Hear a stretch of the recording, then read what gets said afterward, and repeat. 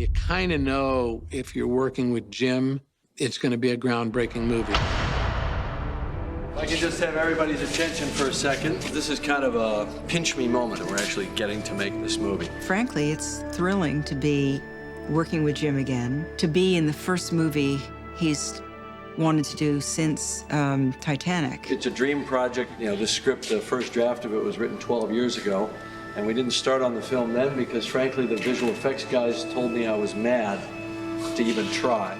We knew that what we were about to do was significantly beyond what had already been done.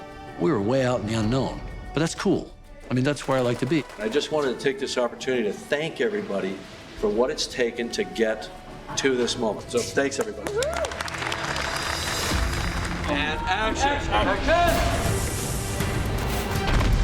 There's the guy who did Aliens, Terminator, Abyss, T2, True Lies, Titanic. He's created massive movies. on this film. It's pushing the envelope, and it's all just incredible and things that have never been done in filmmaking.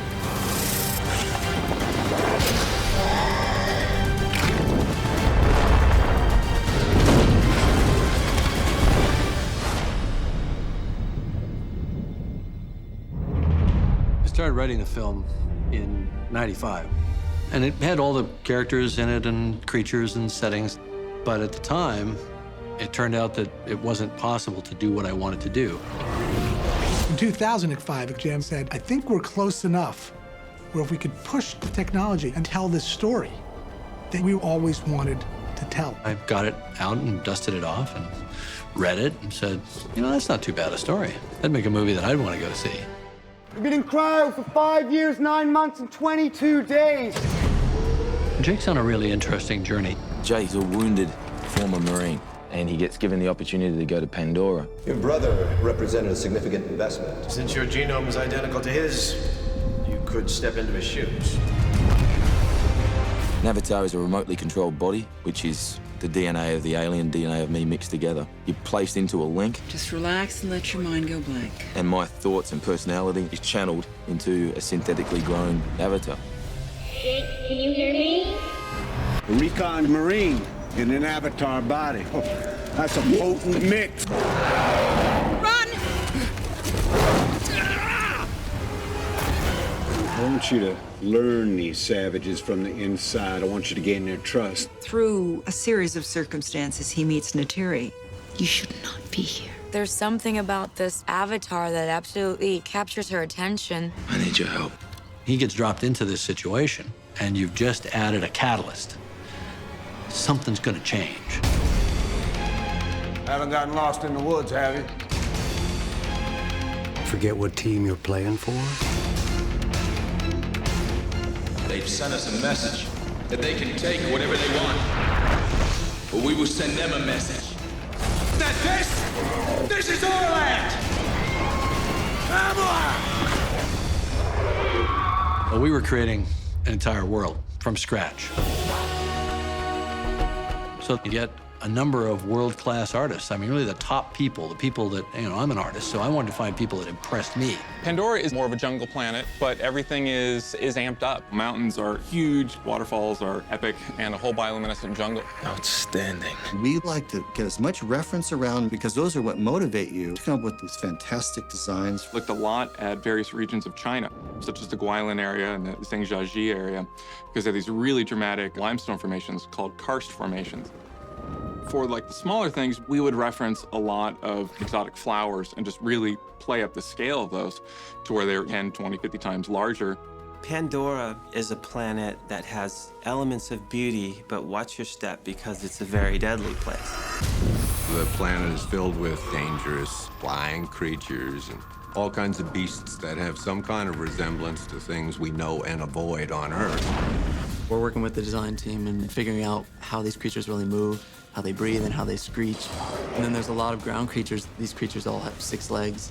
They all kind of move differently than terrestrial creatures we're used to on Earth. So we're kind of developing a language for how they move. You guys are packing some heavy gear. Yeah, that's because we're not the only thing flying around out there. Or the biggest. You've got great kick-butt military hardware. They have to protect themselves from this dangerous planet. Have some extremely effective warships, Scorpion, the Samson helicopter, the Dragon, and the AMP suit. It's basically guerrilla warfare. We've a variety of military weapons, a pump-action shotgun, the machine gun, and flamethrowers. The tune-ace. The number of animals, the number of creatures, the number of vehicles. It just doesn't have a precedent. You should see your faces.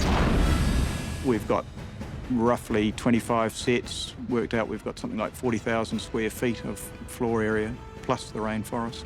Another 10,000 square feet, so they're quite big numbers. Twitter Workshop was our main props maker, and they have done a lot of fantasy stuff, Lord of the Rings and Narnia, and so this is all made from scratch. Over the last year and a half, we created specialty props, weaponry, costume design for the world of Avatar.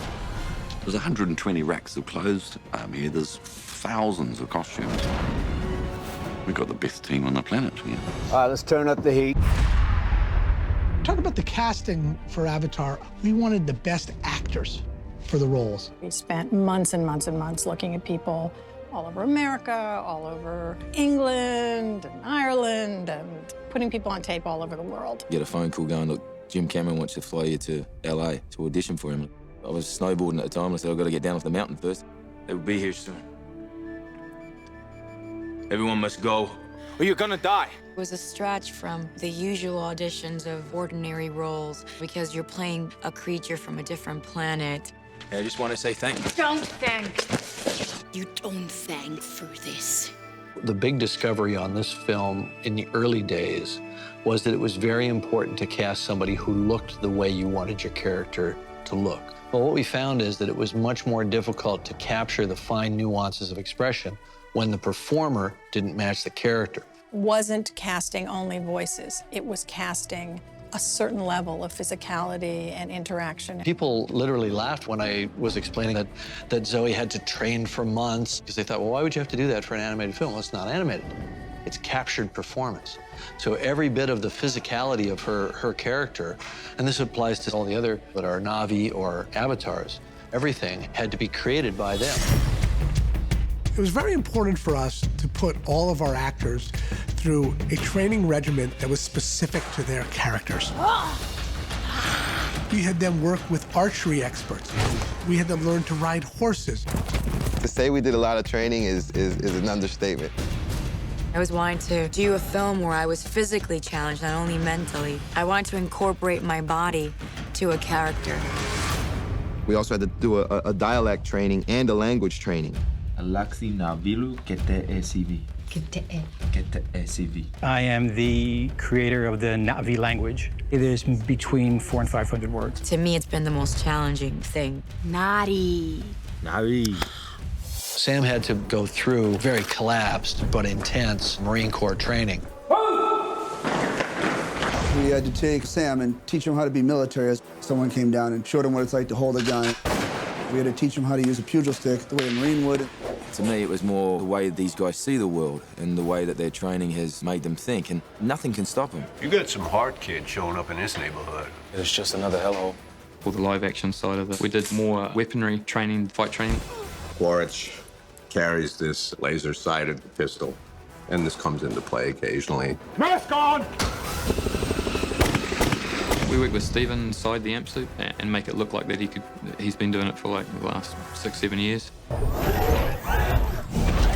And Mishel, she wanted to learn to fly that helicopter as if it were real. She takes care of the science crew. She flies them back and forth. And I did about a good 11, 12 hours with Kevin, who actually taught James how to fly his helicopter. Thank you for flying Air Pandora.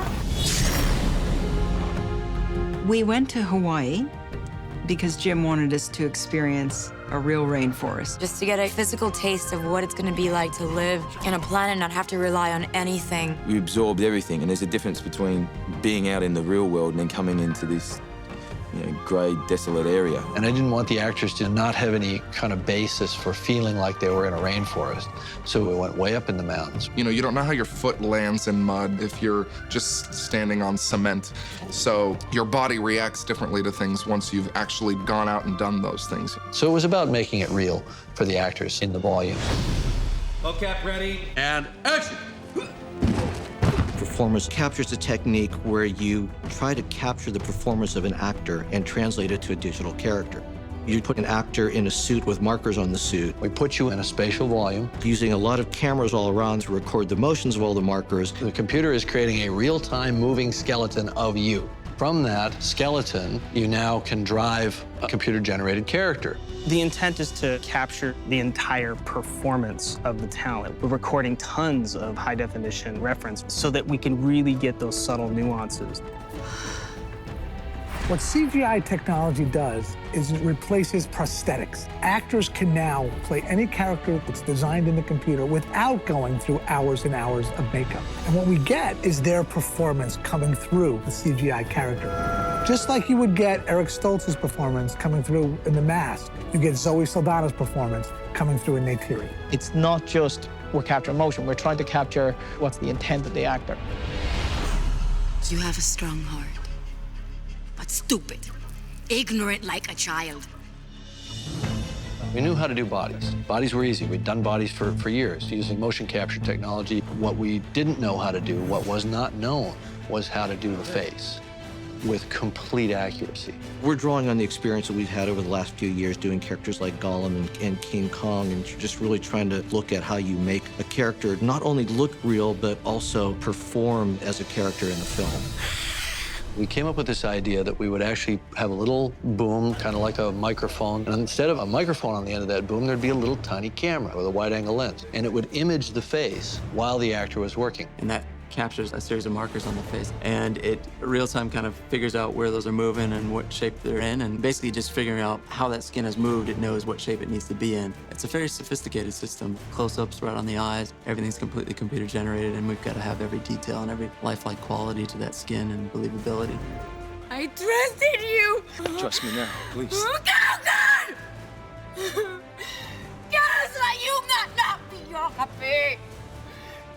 You will never be one of the people! We're always doing make-believe anyway, so pretending that nothing is everything is actually, I think, second nature to us.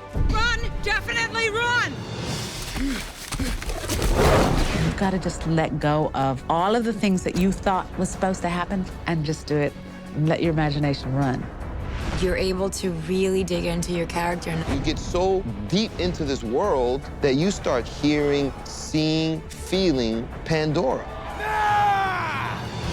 This is the first time that real-time performance capture has been employed in a direct filmmaking sense. This whole system has been set up to allow Jim, as a director, to walk onto the stage as if it were a live-action stage, pick up the camera, see his actors, see his characters, see his world. One of the ways we did that was by coming up with this virtual camera that allowed us to see in real time what was being shot in the performance captured stage. When Jim picks up that camera and he looks at the actor who's standing there right in front of him, what he sees is their CGI character. And when he moves the camera around the stage, what he sees is the world that that character is supposed to be standing in. The virtual camera doesn't have a lens in the traditional sense. It's all created virtually in the computer. We're using our performance capture system to track this position as though it were a camera view into that world. I'm working with those captured performances to shoot all the cameras for all the scenes. And the camera could do anything. It could be a crane, it could be a Steadicam, it could be all just purely handheld. As a result, you're getting great camera work that doesn't feel computer-generated. It feels very alive and lifelike. It's basically as close to live action as one could get in a CG-invented world. The goal was make a great movie. If you see it in 2D or you see it in 3D, that doesn't change. But if you so choose, you can see it in 3D, and you can have a more immersive experience. Oh my God. The thing that's hardest to understand about all this is we actually created two completely separate camera systems that had completely different jobs. Playback, action. One was our virtual camera system to capture actors in a virtual environment. And the other one was to shoot live action actors and sets in 3D. The challenge for Avatar was develop a camera that could shoot 2D and 3D at the same time.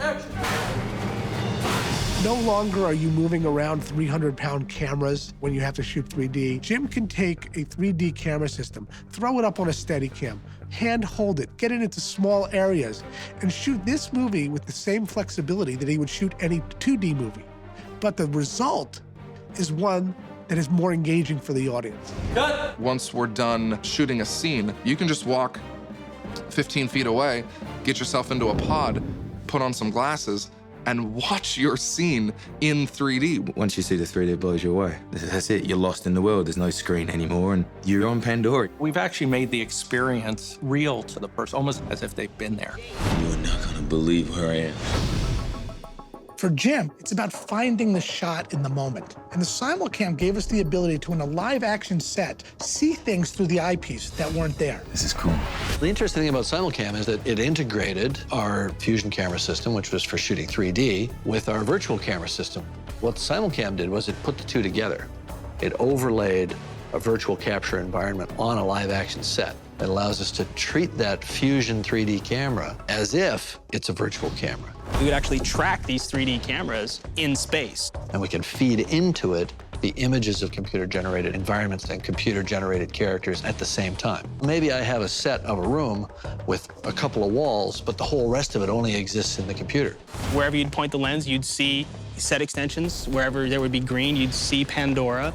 Let's say that I have a scene with humans interacting with an avatar, like when Jake and Norm wake up in the laboratory. That's fine. Okay, good. Just take it nice and slow. We were in there literally with handheld cameras pointing at a blank gurney. Are you feeling lightheaded or dizzy? And there's Jake. Are you wiggling your toes? I can see Jake in my monitor as a computer-generated character in the live-action scene. Sit down, Jake. Listen to me. It completely changes how you film these CG plates. Part of filmmaking is the composition. If you're just composing to nothing, you don't know where you're landing. Here, you can see it. Light them up! The cool part is we can show the actors exactly what it's going to look like. They can truly interact. You need to sit down. Guys, getting back on the gurney now. You need time to adjust to the avatar. Jake, come on, Jake, yes,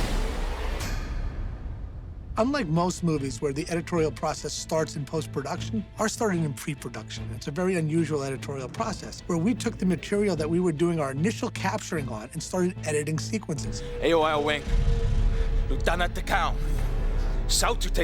reference cameras were our Bible in terms of what the actual performances were. When we cut our performance edit, we would look at nothing but people in black suits with dots. That would remain in our edit underneath all of the other virtual cameras so that we could always refer back to them. For each take, you would get multiple cameras, each showing different aspects of the motion capture, plus you would get one virtual camera showing you what the world was that they were inhabiting. And then we had to figure out how to cut it together.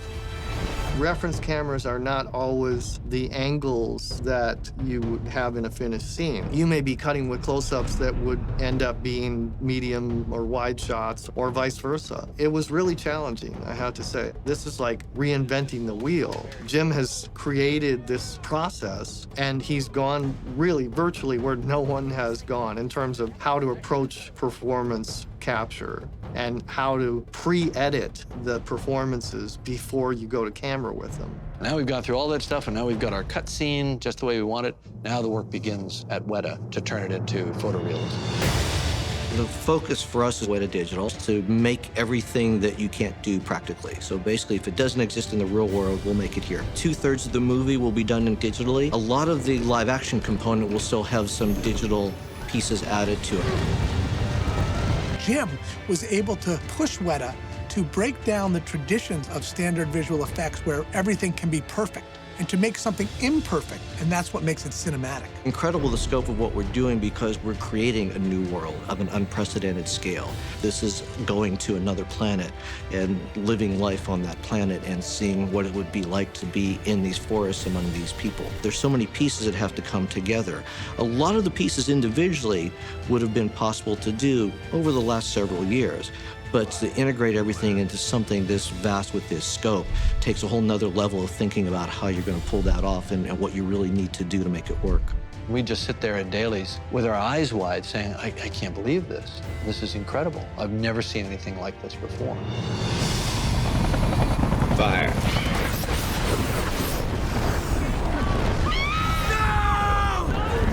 If Pandora is to be a believable, unique world, the visuals alone cannot do that. The sound design has to be the complement to that. Working with Jim, he always focused on telling story, and all aspects of the film come to play there, and sound is a big component of that.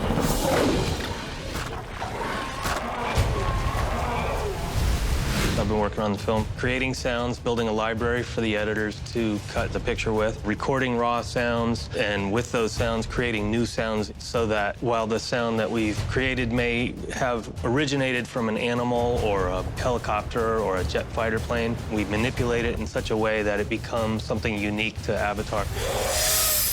This jungle is so saturated with colors and things floating in the sky that you've never seen before. It just gives license to use sound in such a way to bring this world to life and help tell the story by doing so.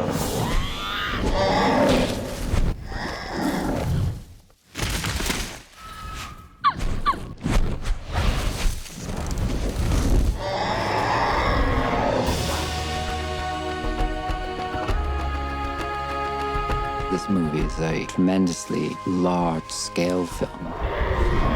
And the music needs to have a feeling of emotion and epicness. I think that certainly was at the core of Titanic and is very much at the core of this movie.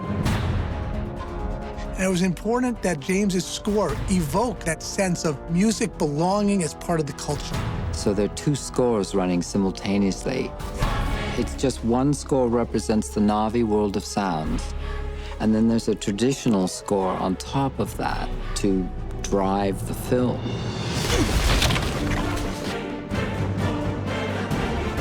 The story is so original and really beautiful and epic. One of the things that I'm always going to take with me is the fact that I was a part of a revolutionary experience in Hollywood. Once you see the 3D, it blows you away. You're lost in the world. There's no screen anymore. We were always trying to push the envelope. This time we were trying to push the envelope, and it pushed back. And then we pushed harder, and it took a long time because it doesn't look like anything you've seen before.